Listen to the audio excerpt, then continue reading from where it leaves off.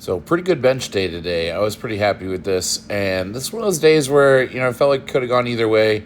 We're here in Illinois. I work out at a gym called Rise Athletic Club in Gurnee, and we're getting like a nice heat wave going. So, I think it was like 100 degrees outside in my truck at least when I left today.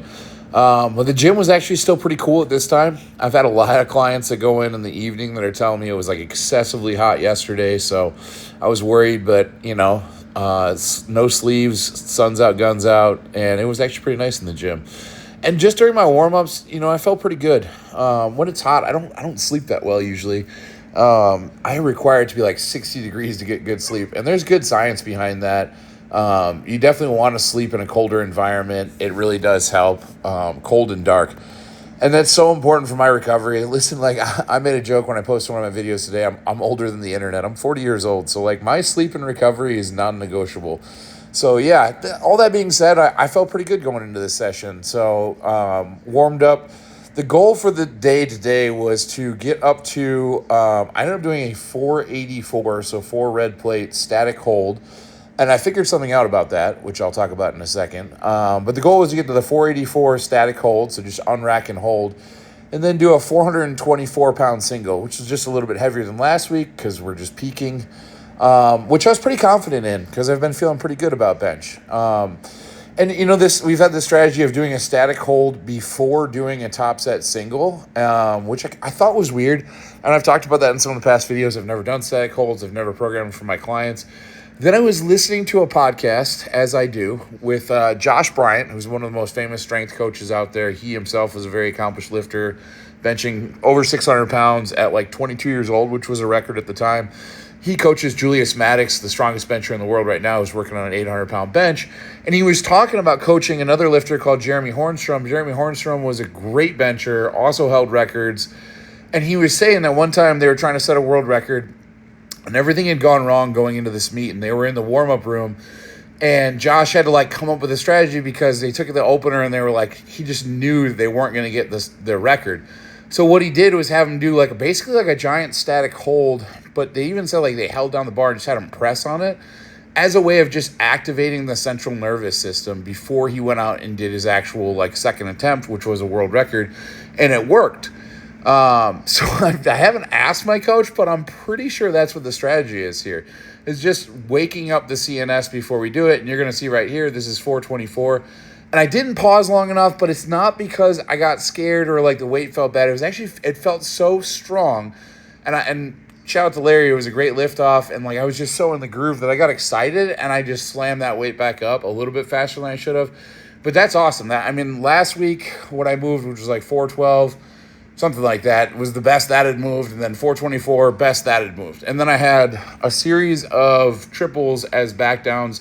And these I did pause much better, and they felt fantastic. So really, really good bench day. I still contended with a little tiny bit of the shoulder bicep tendon pain, but really all I had to do to get by with that, other than stretch my pec tendons and make sure everything was, mobile, is just take a couple extra warm-up sets. I think I did like something like 15 sets of bench. And that's just because I had to take a lot of warm-ups. And I didn't do a lot of reps in those warm-ups. What I did is just progress the weight slow enough that I could get everything active. And I think one of the keys is just making sure that my triceps are firing right and that everything in my CNS, like I talked about with the static hold, is ready to do that weight. Because otherwise the bicep tendon, the shoulder tendons are just taking on more weight than they're ready for, and it messes with my groove, especially on the eccentric, and then it feels like the weight's falling, and everything feels out of place. But yeah, it felt great. We had overheads for back downs. My coaches promised me we'll continue this because I just really enjoy it. This was interesting though. What I have there is orange bands on the bar doing overhead presses. This was the first set, which I think I got 10. There's only like 145 pounds, but yeah, you have the orange bands on there. No idea what those bands are weighing at the top. But it definitely made it heavy. Some of the people in the gym were messing around with it, took it out. It definitely feels heavy, but it was super cool. So I did one set of 10, all strict presses. That set of 10, I didn't go down very far. So on the next two sets, I really brought it down to like my neck and paused. And yeah, it felt really, really good. I love overhead pressing. I'm kind of excited now because I think, well, one, I'll say this now. I think we'll probably finally have a bench PR and a meet, maybe an overall lifetime PR in this meet coming up on bench. Maybe a lifetime PR in the gym. Who knows what coach is going to let me do. But bench is feeling fantastic. But I think after this meet, when I have my like free week with my, usually after a meet, you have like a week where you don't have the coach programming anything. I'm going to try 315 strict barbell overhead because that's something I've wanted to do for a long time. I've attempted it a couple of times, and I don't know. I mean, I don't think I was peaked for it. I think I was just hoping that I'm such a savage that I would just do it. And I've done 300 pounds pretty darn easy with an axle in a strongman meet. And that was pretty ideal conditions because I was training some overhead, and the axle is definitely easier. And it was a meet, so, I had adrenaline and all that kind of good stuff going. But, yeah, everything's feeling super strong. So these were just some overhead tricep extensions.